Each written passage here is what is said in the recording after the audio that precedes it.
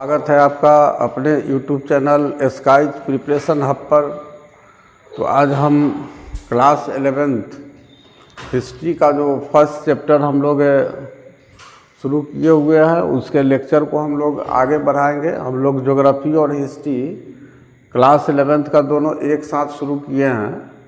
तो एक लेक्चर हमारा ज्योग्राफी का बनेगा और एक हिस्ट्री का बनेगा, अल्टरनेट करके। अभी हिस्ट्री का बनेगा, उसके बाद फिर अगला जो आपका लेक्चर जाएगा वो ज्योग्राफी का जाएगा, ताकि हमारा जो लक्ष्य है कि दोनों विषय का चैप्टर एक साथ हमारा समाप्त हो। तो चलिए हम लोग देखते हैं कहाँ तक हम लोग पढ़ लिए थे। फर्स्ट चैप्टर है हमारा, ये कालक्रम हम लोग पढ़ लिए हैं। कालक्रम सभी महादेशों के कालक्रम को हम लोगों ने पढ़ा है। और उसके बाद हम लोग शुरू किए थे यहाँ यही चैप्टर लेखन कला और शहरी जीवन के बारे में हम लोग शुरू किए थे कि आखिर दुनिया में लिखने की कला का विकास सबसे पहले मानव ने कहाँ किया, किस स्थान पर किया, और मानव ने दुनिया में सबसे पहले शहरी जीवन कहाँ पर स्थापित किया। तो इसके बारे में हम लोगों ने पढ़ा है कि मेसोपोटामिया जो वर्तमान इराक का क्षेत्र है, तो उसी मेसोपोटामिया में पहली बार लेखन कला का विकास हुआ और शहरी जीवन का भी विकास हुआ एक सभ्यता के रूप में।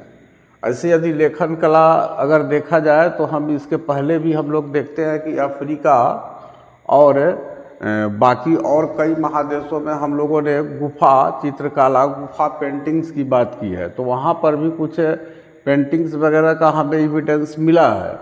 लेकिन अगर एक सभ्यता के रूप में, एक सिविलाइजेशन के रूप में यदि देखा जाए तो मेसोपोटामिया में हमें लेखन कला और शहरी जीवन के मानव द्वारा शुरुआत का हमें साक्ष्य मिलता है। तो इस चैप्टर को हम लोग पढ़ रहे हैं और इसमें हम लोगों ने जो पढ़ा है उसको देखते हैं कहाँ तक हम लोग पढ़े हैं। ये मेसोपोटामिया और उसका भूगोल भी हम लोग पढ़ लिए हैं। उसके बाद शहरीकरण का महत्व भी हम लोग पढ़ लिए हैं, वार्का शीट्स पढ़ लिए हैं। अब शहरों में माल की आवाजाही, इसको भी पढ़ लिए हैं। और उसके बाद हमें पढ़ना है ये शहरों में माल की आवाजाही, इसी को हम आज इसको पढ़ लिए थे। सर शहरों में माल की आवाजाही पढ़ लिए थे। यहाँ से हम लोग शुरू करेंगे लेखन कला का विकास, the development of writing, the development of art of writing, लेखन कला का विकास। यहाँ से हम लोग इसको पढ़ेंगे, इसलिए पूरी तरह से अब आप अपने आप को इस चैप्टर पर केंद्रित कर लीजिए। लेखन कला का विकास, इस हेडिंग में हम लोगों को मुख्य रूप से ये पढ़ना है कि मानव ने आखिर लिखने की कला का विकास कैसे किया।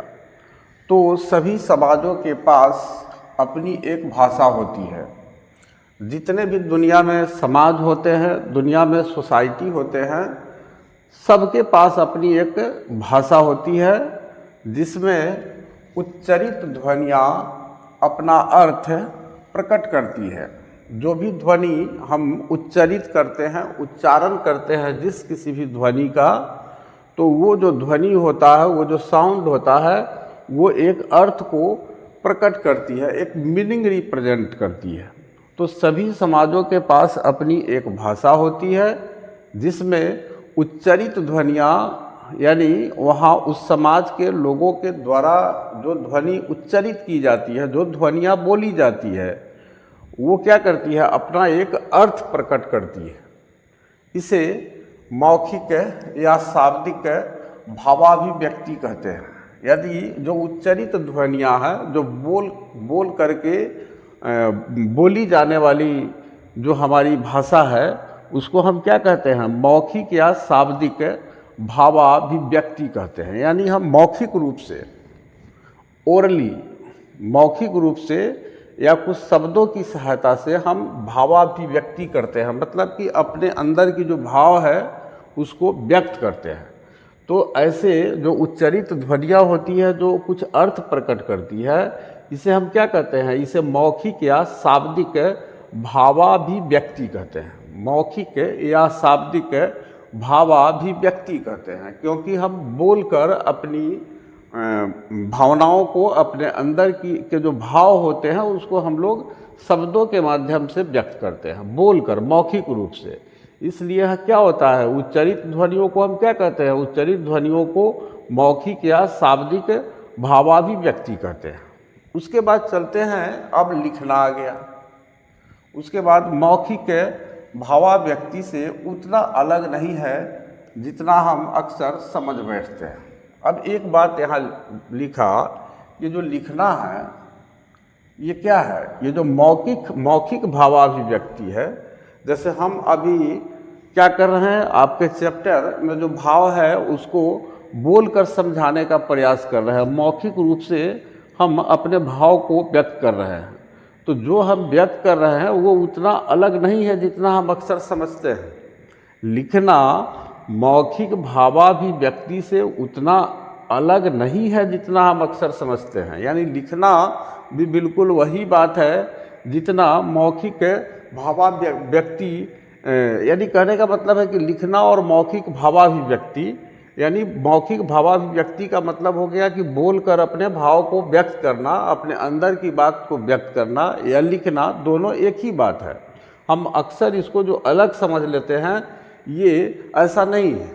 जब लेखन या लिपि के बारे में बात की जाती है तो उसका अर्थ है कि उच्चरित ध्वनियाँ जो दृश्य संकेतों या चिन्हों के रूप में प्रस्तुत की जाती है। देखिए, जब लेखन या लिपि के बारे में बात करते हैं हम, क्योंकि बिना लिपि का लेखन कला का विकास नहीं होगा। हम लोग जानते हैं कि अंग्रेजी रोमन लिपि में लिखी जाती है, हिंदी देवनागरी लिपि में लिखी जाती है आज के समय में।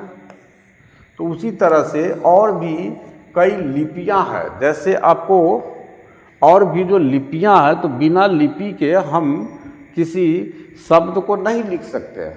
तो ये बात ध्यान हमें देना है कि जब लेखन या लिपि के बारे में बात की जाती है तो उसका अर्थ है कि जो उच्चरित ध्वनियां हैं, यानी जो ध्वनि हम उत्पन्न कर रहे हैं, जो दृश्य संकेतों या चिन्हों के रूप में प्रस्तुत की जाती है, यानी जो दृश्य हम किसी संकेत के माध्यम से, ये सब संकेत देख रहे हैं या चिन्ह देख रहे हैं, संकेत है, चिन्ह है, इसके माध्यम से क्या कर रहे हैं, हम व्यक्त कर रहे हैं और उसी बात को हम ध्वनि के रूप में उच्चरित कर रहे हैं। तो लिपि की अगर बात होगी या लेखन की बात होगी तो उसमें क्या आ जाएगा, संकेत और चिन्ह आ जाएगा। तो लिपि क्या होता है, एक प्रकार का संकेत होता है या एक प्रकार का चिन्ह होता है। तो जब लेखन या लिपि के बारे में बात की जाती है तो उसका अर्थ है कि जो उच्चरित ध्वनियाँ हैं, जो दृश्य संकेतों या चिन्हों के रूप में प्रस्तुत की जाती है, जो ध्वनि हम उच्चरित करते हैं उसी बात को हम क्या करते हैं, संकेत और चिन्हों के माध्यम से व्यक्त करते हैं। तो इसी को लेखन कला कहा जाता है। यानी हम कह सकते हैं कि हमारा जो मौखिक भावाभिव्यक्ति है, उसी मौखिक भावाभिव्यक्ति को जब हम संकेतों अथवा चिन्हों के माध्यम से व्यक्त करते हैं तो उसे हम क्या कहते हैं, लेखन कला कहते हैं। अब चलिए आगे देखते हैं। मेसोपोटामिया में जो पहली पट्टिकाएँ टैबलेट पाई गई है वे लगभग 3200 ईसा पूर्व की है। 3200 ईसा पूर्व का अर्थ हुआ कि 0 ईस्वी से 3200 वर्ष पहले, यानी इधर 2025 वर्ष हो गया और 0 से 3200 वर्ष पहले। तो अभी वाला 2025 साल आप 3200 में जोड़ दीजिए तो लगभग 5200-5400-5500 वर्ष पहले की बात है कि मेसोपोटामिया में पहली पट्टिकाएँ मिली।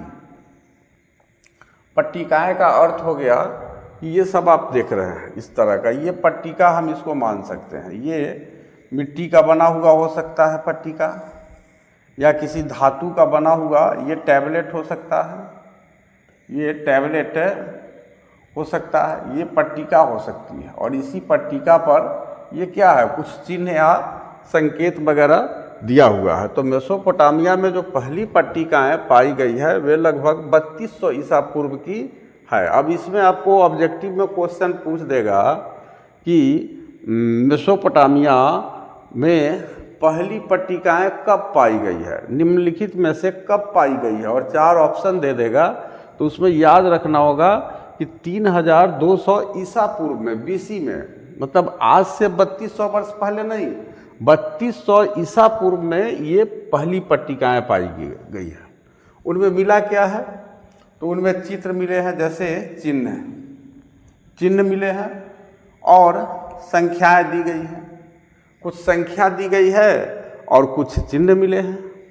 वहाँ बैलों, मछलियों और रोटियों आदि की लगभग 5000 सूचियाँ मिली है। सोचिए, आज से 5500 वर्ष पहले, 5400 वर्ष पहले, या कहिए 5000 वर्ष पहले 5000 सूचियाँ मिली है, 5000 लिस्ट मिला है जो पट्टिका पर आपको लिखा हुआ है। और वो क्या है, तो वो कुछ चिन्ह है, कुछ संख्या है, कुछ बैलों के चित्र है, मछलियों के चित्र है, रोटियों के चित्र है।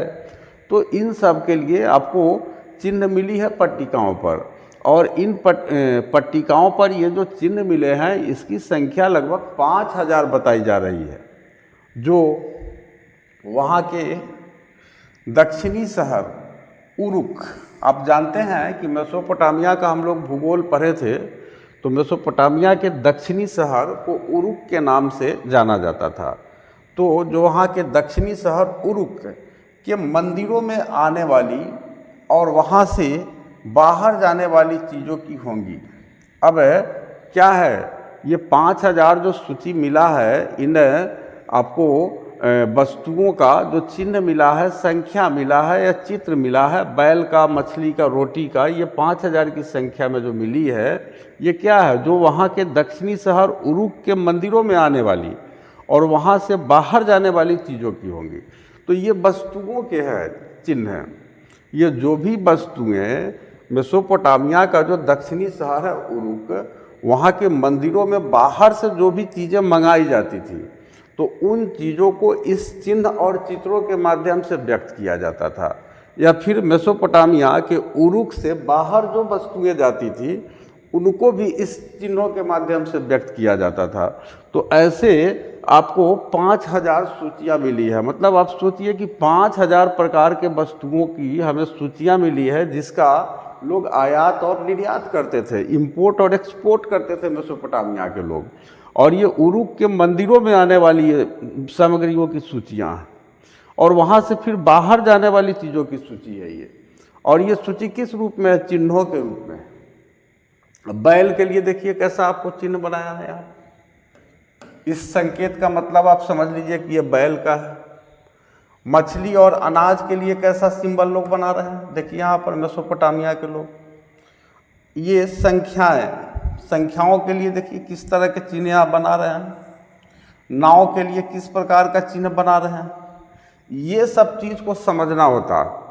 और यदि आपको सोच लीजिए कि आप एक इतिहास के छात्र हैं, और जब आप रिसर्च में जाएंगे, अनुसंधान करने जाएंगे आगे की क्लास में, पीजी वगैरह करके पीएचडी वगैरह में आप अनुसंधान करने जाएंगे, तो ऐसी सूचियों के बारे में आपको बड़ा गौर से उसका गहन अध्ययन करना होगा। तो देखिए क्या क्या यहाँ पर दिया हुआ, और यहाँ पर इनकी लिपि देखिए, इनकी लिपि है, यहाँ लिपि पर गौर कीजिए किस तरह का स्क्रिप्ट था उनका। ये बहुत ही मज़ेदार चीज़ है। ये कीलाकार अक्षर है। कीलाकार का अर्थ होता है, जैसे आप कील देखते हैं, कांटी, घर में कांटी होता है और यहाँ पर ये नुकीला टाइप का होता है, तो उसी टाइप का यहाँ देखिए नोक बना हुआ है, इस पर नोक बना हुआ है, कील के आकार का है। ये जो लिपि है ये कील नुमा, कील टाइप का निकला हुआ है। तो ये कीलाकार अक्षर का संकेत है। ये सब में कील टाइप का निकला हुआ है सब में। ये इसको कील का मान लीजिए। इसको KUR हम पढ़ रहे हैं, लेकिन ये उस समय के हिसाब से ये कील है, ये भी कील है बना हुआ। तो ये सारा का सारा जो आप उस समय का लिपि देख रहे हैं वो कील के आकार का होता था। एक कह सकते हैं कि एक कांटी के आकार का होता था। कांटी हम लोग आज अपने गांव देहात के भाषा में आप उसको हम लोग बोल सकते हैं। तो इसलिए अगर आपसे प्रश्न पूछ दे कि मेसोपोटामिया की सभ्यता में किस लिपि का प्रयोग किया जाता था, तो आप उसका जवाब दीजिएगा किलाकार लिपि का। किस लिपि का प्रयोग किया जाता था? तो किलाकार लिपि का प्रयोग आपको मेसोपोटामिया के लोगों के द्वारा किया जाता था। और लगभग मेसोपोटामिया से कितनी वस्तुओं की सूचियाँ मिली है जिसका आयात और निर्यात किया जाता था? तो लगभग 5000 वस्तुओं की सूचियाँ मिली है। और ये जो लिपि है इसमें पहली पट्टिका कब का मिला है? तो 3200 ईसा पूर्व का मिला है। तो ये सब आपको ऑब्जेक्टिव प्लस सब्जेक्टिव दोनों क्वेश्चन तैयार हो रहा है, और एक आपको एक कंसेप्ट इसके साथ एक अवधारणा बिल्डअप हो रहा है इतिहास का। तो ये 3200 ईसा पूर्व, 5000 सूचियाँ, दो चीज़, और किलाकार लिपि। और उसके बाद ये अपने शब्दों, अपने मौखिक जो भावाभी व्यक्ति है उसके द्वारा जो भी ध्वनि उच्चारित करते हैं उसको ये संकेतों और चिन्हों के माध्यम से व्यक्त करते हैं। यहाँ हम लोग देखे हैं, यहाँ पर देखिए, यहाँ पर किसका? अनाज का और मछली का। ये मछली के लिए दे दिया, अनाज के लिए देखिए किस तरह का दे रहा है। अनाज के लिए ये पेड़ वगैरह का हल्का पौधा का फोटो दिए हुए हैं। तो इस तरह का चिन्ह लोग व्यक्त करता था। संख्या के लिए देखिए ऊपर, नाव का नीचे हो गया, इस तरह का। ये क्या करते थे? ये पट्टिकाएँ होती थी, उनका टैबलेट्स होते थे।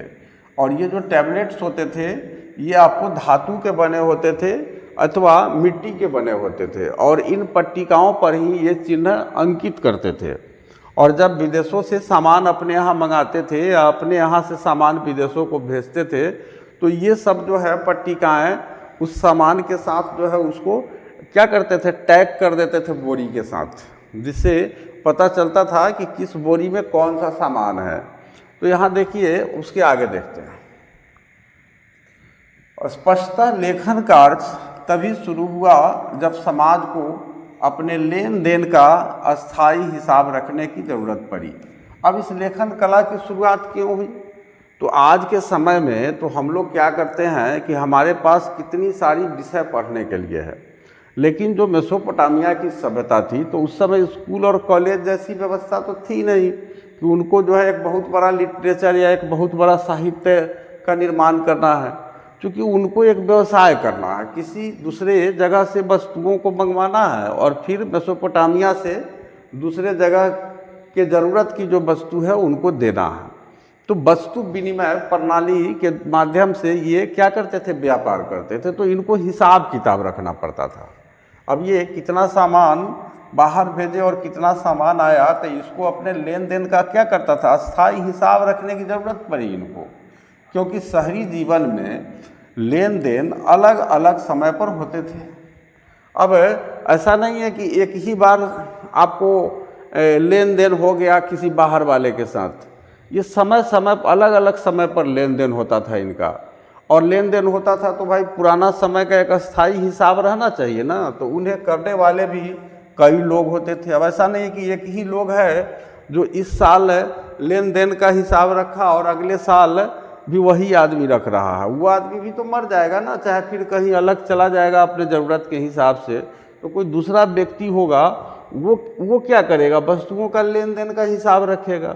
तो ये लोग भी बदलते रहते थे और सौदा भी कई प्रकार के मालों के बारे में होता था। अब माल भी एक ही प्रकार का बार बार नहीं मंगाया जाता था, कई प्रकार के माल का सौदा मेसोपोटामिया के सभ्यता के लोग करते थे।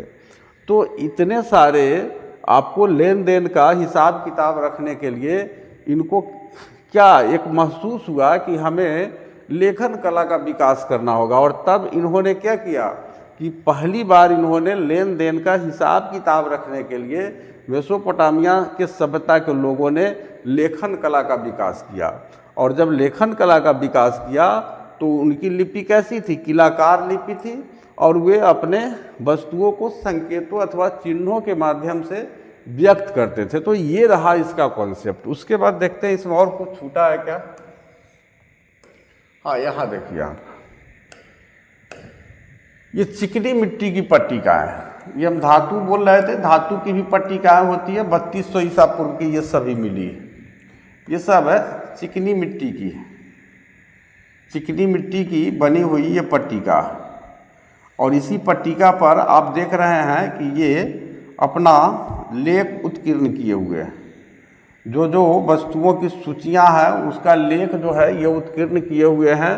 और ये जो चिकनी मिट्टी की पट्टिकाएं हैं ये 3200 ईसा पूर्व में मिली है, जो हम कह सकते हैं कि ये मेसोपोटामिया में मिलने वाली सबसे पहली चिकनी मिट्टी की पट्टिकाएं हैं। और प्रत्येक पट्टिका की अगर ऊंचाई की बात की जाए, हाइट की बात की जाए, इस दूरी की बात की जाए, तो ये 3.5 cm है, 3.5 सेंटीमीटर। देखिए सब बराबर है।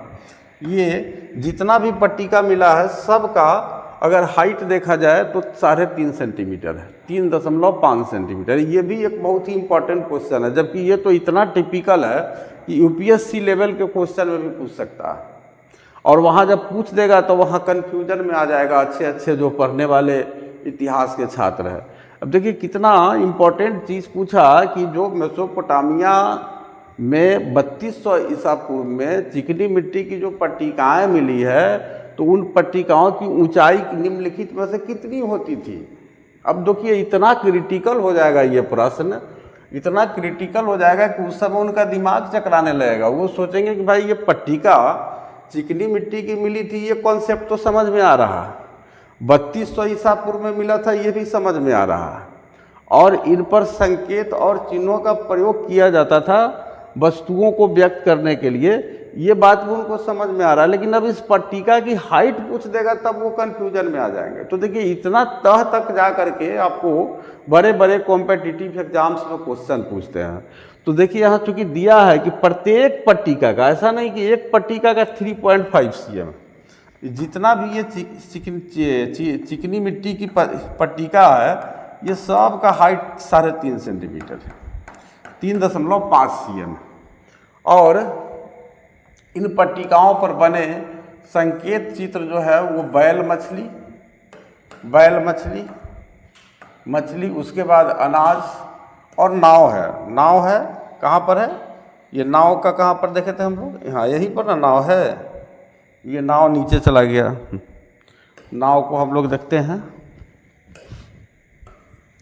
हाँ यहाँ पर है। देखिए ये आपको ये नाव का और ये संख्याएं हैं, अनाज और मछली के बदले संकेत है, ये बैल के लिए संकेत है। तो इन पट्टिकाओं पर बने संकेत चित्र बैल, मछली, अनाज और नाव के होते थे, और ये किलाकार लिपि का प्रयोग करते थे। तो इस तरह इसी को हम क्यूनिफॉर्म लिपि भी कहते हैं। अंग्रेजी में अगर इसी को कहा जाए तो इसी को इंग्लिश मीडियम वाले ये जान लीजिए कि इसी को बोला जाता है क्यूनिफॉर्म स्क्रिप्ट। क्यूनिफॉर्म स्क्रिप्ट कहा जाता है, यानी मेसोपोटामियन सिविलाइजेशन के लोग क्यूनिफॉर्म स्क्रिप्ट में क्या करते थे, अपने आर्ट ऑफ राइटिंग जो है उसको डेवलप किए थे, और उसी को क्यूनिफॉर्म लिपि को ही हिंदी में हम किलाकार लिपि बोलते हैं। तो इस तरह से हमने लेखन कला के विकास में इतना देखा। उसके आगे देखिए क्या लिखता है इस कॉन्सेप्ट को।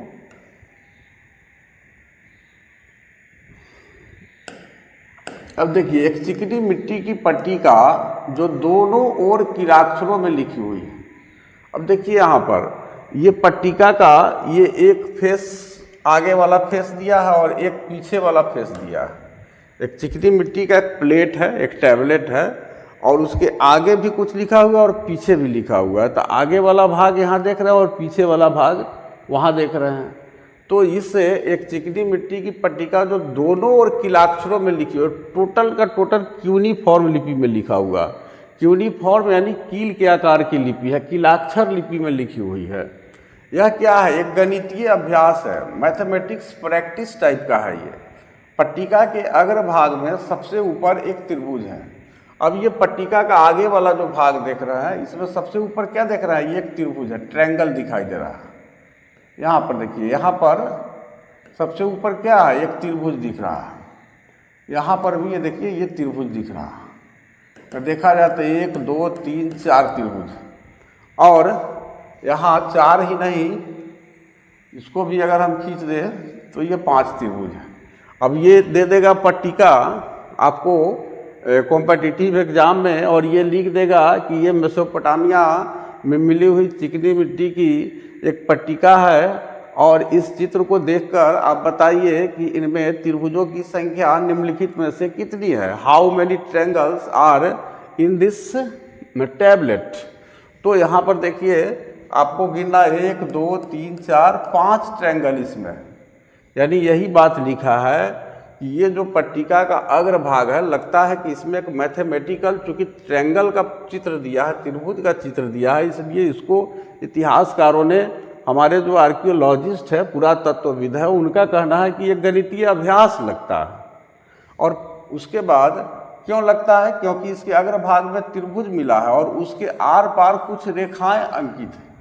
और आर पार अगर देखा जाए तो यहाँ पर देखिए ये कुछ रेखाएं टाइप का ये अंकित दिख रहा है।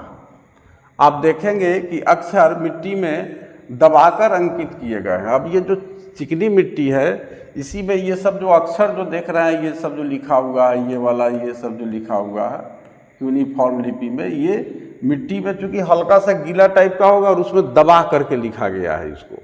तो ये बात इस चित्र को देखने से हमें पता चलता है। और देखिए यहाँ आ गया क्यूनिफॉर्म लिपि, ये लैटिन भाषा का शब्द है क्यूनिफॉर्म लिपि। क्यूनिफॉर्म लिपि क्या है, तो ये क्यूनिफॉर्म है, या इसी को किलाकार लिपि हिंदी में बोलते हैं। ये लातिनी शब्द है, लैटिन वर्ड है। ये क्या है, लैटिन वर्ड है। ये क्यूनिफॉर्म क्या है, एक लैटिन वर्ड है।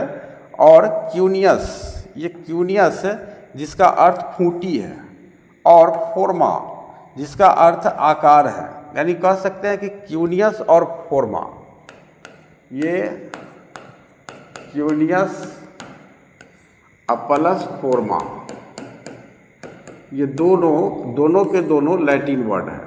और ये क्यूनियस का मीनिंग क्या होता है, इसका अर्थ होता है खूंटी। खूंटी जान सकते हैं आप, खूंटी इस टाइप का होता है, ये कील के आकार का। और फोर्मा का अर्थ होता है आकार, यानी ये खूंटी के आकार का लिपि है, और इसलिए इसको क्यूनिफॉर्म लिपि कहा गया। आप पूछ देगा कि क्यूनिफॉर्म जो लिपि है, जो क्यूनिफॉर्म स्क्रिप्ट है, वह क्यूनिफॉर्म शब्द की उत्पत्ति जो है, उस वर्ड का जो ओरिजिन है वह कहाँ से हुआ, तो लैटिन वर्ड है ये। और लैटिन वर्ड जो है, एक है क्यूनियस और एक है फोर्मा। तो क्यूनियस का अर्थ होता है खूंटी और फोर्मा का अर्थ होता है आकार। और ये इसी को हम क्या कहते हैं, क्यूनिफॉर्म स्क्रिप्ट कहते हैं, या हिंदी में इसी को हम किलाकार लिपि कहते हैं। तो ये हमने देखा, इसके स्क्रिप्ट का यहाँ पर एग्जाम्पल जो दिया हुआ है उसको हमने देखा। उसके बाद देखिए इसमें और क्या लिख रहा है इसके बाद में, कि मेसोपोटामिया के लोग मिट्टी की पट्टिकाओं पर लिखा करते थे। ये कॉमन बात है, ये चिकनी मिट्टी की पट्टिकाओं पर लिखते थे। लिपिक किसको कहा जाता था, जो लिखने का काम करता था इस पर। देखिए आ गया क्लर्क, इसी को लिपिक को ही हम आज के समय में क्लर्क बोलते हैं, जिसका मुख्य कार्य लिखना होता है। तो उस समय भी लिपिक का जन्म मेसोपोटामिया के सभ्यता में ही हमें दिखाई दे रहा है, लिपिक शब्द का। तो लिपिक क्या करते थे, चिकनी मिट्टी को गीला करता था। ये मिट्टी लाता था और उसको पानी मिला करके अच्छा से उसको गीला किया, और फिर उसको गूंथ करके, गीला करके उस चिकनी मिट्टी को गूंथ लेता था आटा की तरह, और थाप कर एक ऐसे आकार की पट्टी का रूप दे देता था। और थाप कर मतलब हाथ से उसको थोप कर एक ऐसे आकार की पट्टी का रूप दे देता था, जिसे वह आसानी से अपने एक हाथ में पकड़ सके, जिसको आसानी से हाथ में पकड़ सके और उसके बाद ये लिख सके। इस तरह के पट्टी का एक रूप दे देता था। उसके बाद देखिए और क्या करता था वो क्लर्क,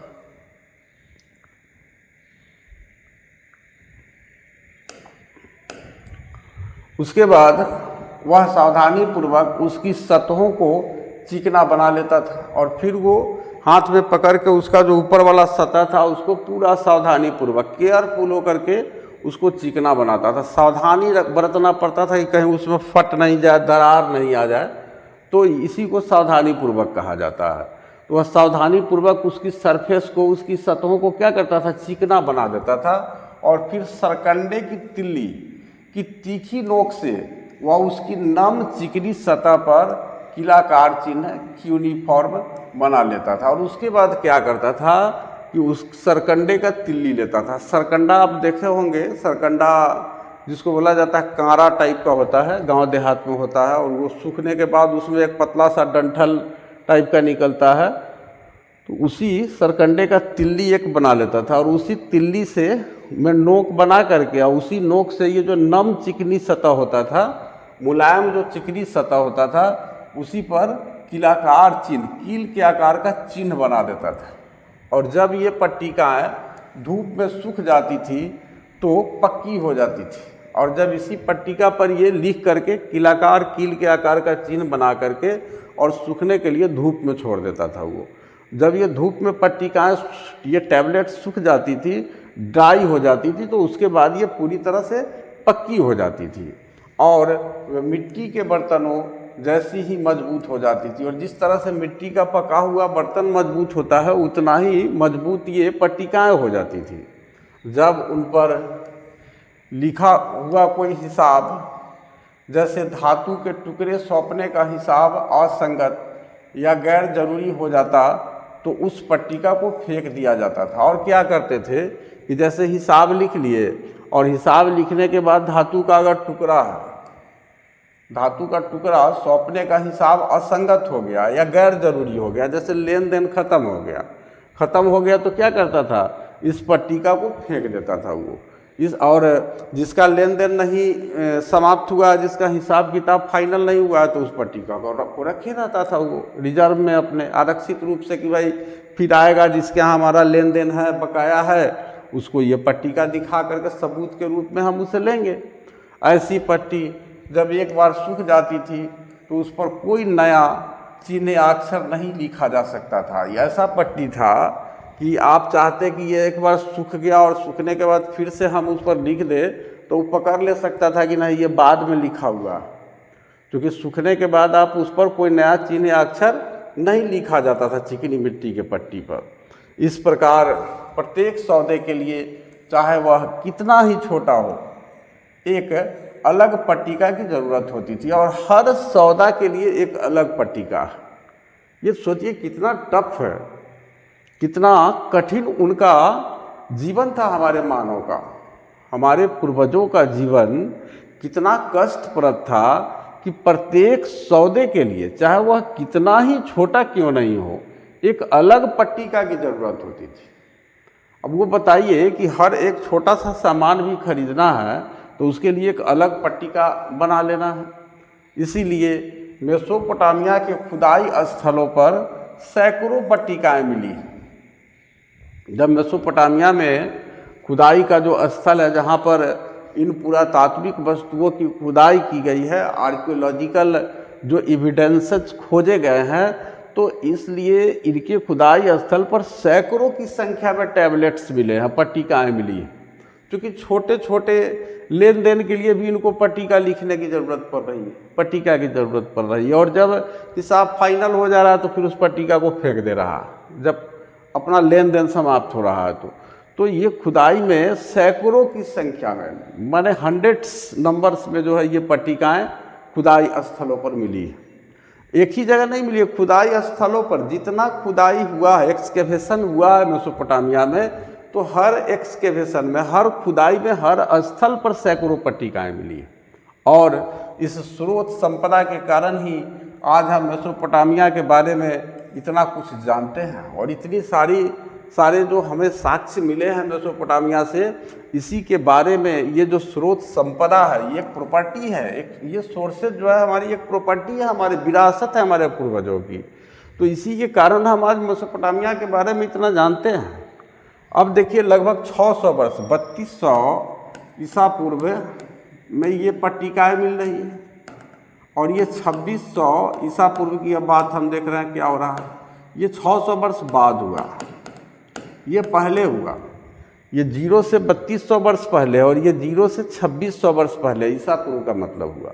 तो 0 से 3200 वर्ष पहले जो है ये पहले हुआ और ये 2600 वर्ष बाद में हुआ, ये ध्यान रखना है। ये 0 से जब बढ़ेंगे तब 2000, जैसे भी 25 है तो 2026 आएगा, लेकिन 0 से जब पीछे जाएंगे तो 0 से 3200 वर्ष पहले और ये 0 से 2600 वर्ष पहले, तो बाद का समय ये है, ये बाद का समय है। 2600 वर्ष ईसा पूर्व जो देख रहे हैं ये हमारा बाद का समय है। ये BC में, ईसा पूर्व में हमको इतिहास में इस कॉन्सेप्ट को समझना बहुत ज़रूरी होता। तो लगभग 2600 ईसा पूर्व के आसपास वर्ण किलाकार हो गए और भाषा सुमेरियन थी। इस तरह से आप अगर देखिएगा तो अब 600 वर्षों के बाद 3200 ईसा पूर्व में हमें इस जो पट्टिकाएँ मिली है चिकनी मिट्टी की मेसोपोटामिया में, तो 3200 ईसा पूर्व में मिली है और उसके 2600 में 600 वर्ष जोड़िएगा तो 3200 हो जाएगा, यानी उसके 600 वर्ष बाद 2600 ईसा पूर्व के बाद क्या हो रहा है, ये जो किलाकार देख रहे हैं, जो क्यूनिफॉर्म देख रहे हैं, ये क्या हो रहा है, एक वर्ण का रूप ले रहा है, एक अल्फ़ाबेट्स हो जा रहा है, एक वर्ण का रूप ले रहा है। जैसे हिंदी वर्णमाला में हम लोग देखते हैं कि कितने अक्षर है, आपको अ आ क ख ग घ ये सब क्या है, हिंदी वर्णमाला के अक्षर है। और उसी तरह से आप अंग्रेजी वर्णमाला, इंग्लिश अल्फ़ाबेट्स के अगर वर्ण को देखिएगा तो वहाँ ABCD ये सब आपको आते हैं वर्ण। तो उसी तरह से मेसोपोटामिया में ये 2600 ईसा पूर्व में यानी 3200 ईसा पूर्व में ये क्या था, एक किलाकार चिन्ह के रूप में था, अक्षर के रूप में था, लेकिन ये 2600 ईसा पूर्व में एक वर्ण का रूप ले लेता और इस वर्ण को हम किलाकार वर्ण कहते हैं। और इस किलाकार वर्ण से जो भी बातें लिखी जा रही है उसकी एक भाषा बन जा रही है और उस भाषा को सुमेरियन भाषा हम बोल रहे हैं। अब लेखन का इस्तेमाल हिसाब किताब रखने के लिए ही नहीं बल्कि शब्दकोश बनाने, डिक्शनरी बन रहा है अब शब्दों का किस शब्द का क्या अर्थ होगा, इसके लिए अब शब्दकोश बन रहा है।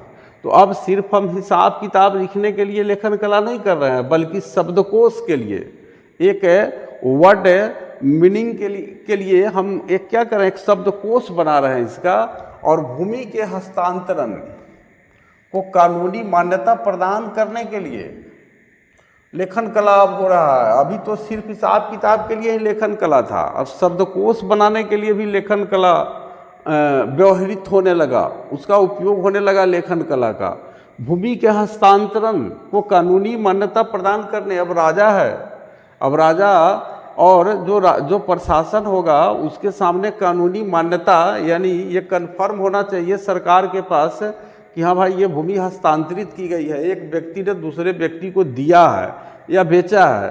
तो इसका रिकॉर्ड रखने के लिए भी अब लेखन कला का उपयोग होने लगा। उसके बाद राजाओं के कार्यों का वर्णन करने, अब राजा जो भी कार्य कर रहे हैं उनका इतिहास लिखने के लिए, उनके कार्यों का वर्णन करने के लिए, उसको एक्सप्लेन करने के लिए भी अब लेखन कला का उपयोग हो रहा है।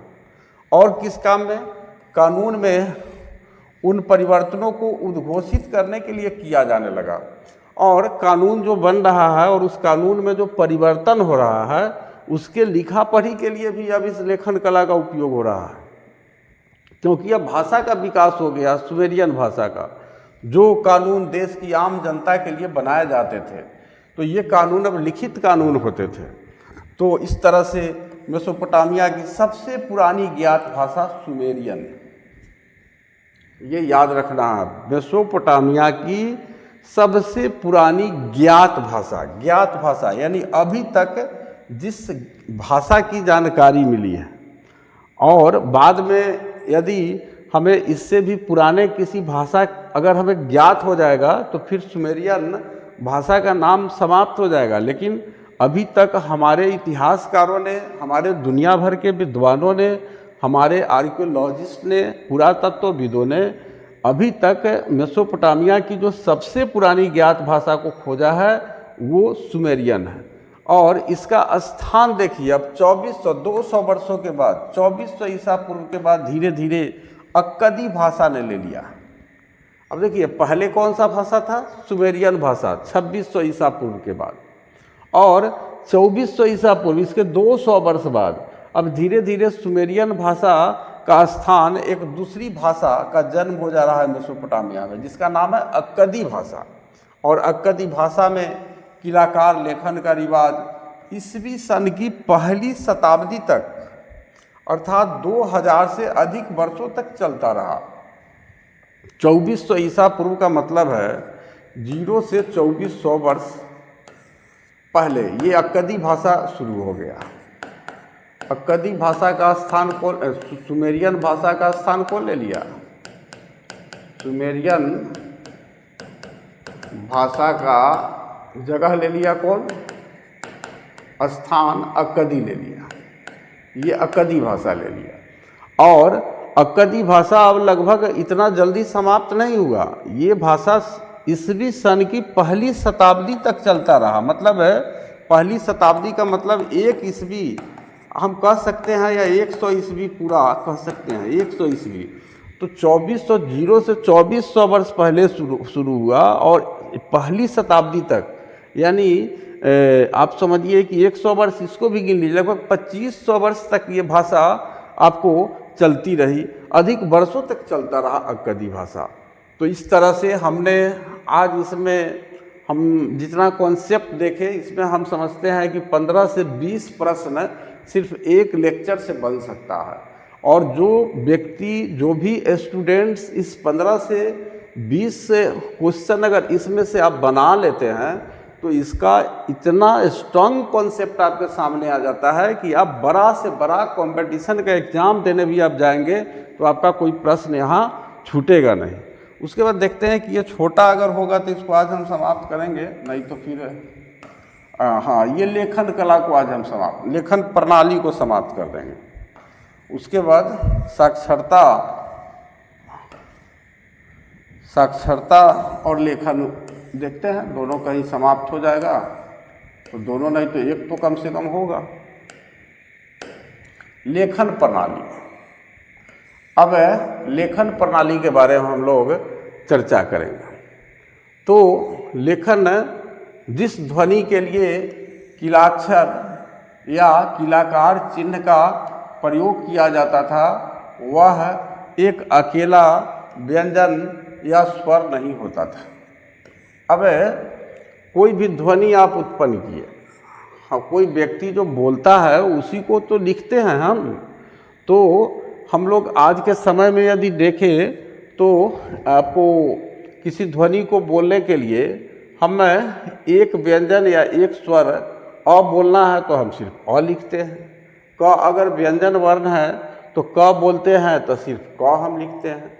तो यहाँ हम एक लिपि का प्रयोग कर रहे हैं, एक चिन्ह का, एक अकेला व्यंजन या स्वर का प्रयोग करते हैं। लेकिन वहाँ पर क्या है कि जिस ध्वनि के लिए किलाक्षर या किलाकार चिन्ह का प्रयोग किया जा रहा है वह एक व्यंजन या एक स्वर के लिए नहीं, यानी समझिए कि एक किलाक्षर या किलाकार चिन्ह से कई व्यंजनों और कई स्वरों का अर्थ यहाँ निकाला जा रहा है। जैसे अंग्रेजी वर्णमाला में एम या ए, लेकिन अक्षर सिलेबल्स होते थे, जैसे अंग्रेजी में पुट या ला या इन। तो यहाँ आप देखेंगे तो यहाँ पर अगर देखिएगा तो वर्णमाला में एम और ए क्या है, ये अल्फ़ाबेट्स है, ये अल्फ़ाबेट्स है। लेकिन हम अक्षर अगर देखें तो अक्षर में हमारा क्या आएगा, पुट आ जाएगा, ला आ जाएगा, इन आ जाएगा। चूँकि इसमें 1 2 3 जो है इसमें क्या है, वर्णमाला है। एल ए इसमें 2 वर्णमाला है, आई एन इसमें 2 वर्णमाला है। तो यहाँ आप देखिए कि यहाँ पर हम एक म बोलने के लिए हम एम एक व्यंजन का, एक कॉन्सोनेंट्स का प्रयोग कर रहे हैं, और एक स्वर ए बोलने के लिए हम एक वावेल्स का प्रयोग कर रहे हैं।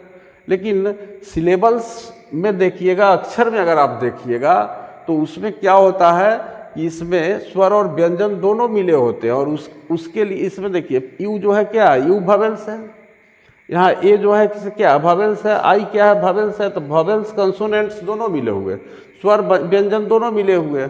तो यहाँ पर हम इसको क्या बोल रहे हैं, पुट, इसको क्या बोल रहा है, ला, यहाँ क्या बोल रहा है, इन। तो यहाँ पर हम एक से ज़्यादा स्वर या व्यंजन के लिए हम एक शब्द का प्रयोग कर रहे हैं। तो इस प्रकार मेसोपोटामिया के लिपि को सैकड़ों चिन्ह सीखने पड़ते थे। अब उसको हर ध्वनि के लिए एक चिन्ह सीखना पड़ता था और उसे गीली पट्टी पर उसके सूखने से पहले ही लिखना होता था। यह भी एक प्रॉब्लम था कि चिकनी मिट्टी का गीली पट्टी जो बनाया है लिपिक, तो उसको लिखना शुरू करेगा तो उसको उतना टाइम में लिख देना है कि वो सूखे नहीं, क्योंकि यदि सूख जाएगा तो फिर उसके आगे वो लिख नहीं पाएगा, उस पर ये इतना कठोर हो जाएगा। तो इस तरह से आगे अगर हम देखें तो देखिए यहाँ लास्ट करते हैं, आप इसको समाप्त करके लेखन कार्य में बड़ी कुशलता की आवश्यकता होती थी, क्योंकि अगर लेखन कार्य में ये कुशल नहीं होगा, अगर स्किल डेवलप नहीं होगा इसको जल्दी लिखने का इस लिपिक के पास, क्लर्क के पास, तो फिर चिकनी मिट्टी का प्लेट क्या होगा, सूख जाएगा और सूख जाएगा तो फिर वो आगे नहीं लिख पाएगा। तो लेखन कार्य के लिए बड़ी कुशलता की आवश्यकता होती थी, इसलिए लिखने का काम अत्यंत महत्वपूर्ण माना जाता था। It is the so important word. इस प्रकार किसी भाषा विशेष की ध्वनियों को एक दृश्य रूप में प्रस्तुत करना एक महान बौद्धिक उपलब्धि माना जाता था। ये बहुत बड़ी महान बौद्धिक उपलब्धि है। बौद्धिक उपलब्धि मतलब बुद्धि की उपलब्धि है कि ये सुनी गई ध्वनियों को एक दृश्य रूप में, यानी इस ध्वनि को एक आप लिख दे रहे हैं और उसको देख करके हम उस ध्वनि को समझ जा रहे हैं। तो इस प्रकार किसी भाषा विशेष की ध्वनि को एक दृश्य रूप में, मतलब एक दृश्य रूप में प्रस्तुत कर रहे हैं। उसी जो व्यक्ति कोई ध्वनि को बोल रहा है उसको आप लिखे, और लिखा तो कोई उसको क्या कर रहा है, देख रहा है। तो इस प्रकार किसी भाषा विशेष की ध्वनियों को एक दृश्य रूप में प्रस्तुत करना एक महान बौद्धिक उपलब्धि माना जाता है। ये बहुत बड़ी उपलब्धि। तो इस तरह से आज हम 11th जो आर्ट्स का हिस्ट्री था इसका लेक्चर यही समाप्त करते हैं, और अगले दिन हम ज्योग्राफी का टॉपिक पढ़ेंगे, फिर हिस्ट्री का, फिर ज्योग्राफी का, और इस तरह से इसको समाप्त करेंगे। तो चलिए इसी के साथ आपसे रिक्वेस्ट करते हैं कि चैनल को सब्सक्राइब कीजिए, अपने सब्सक्राइबर बढ़ाइए।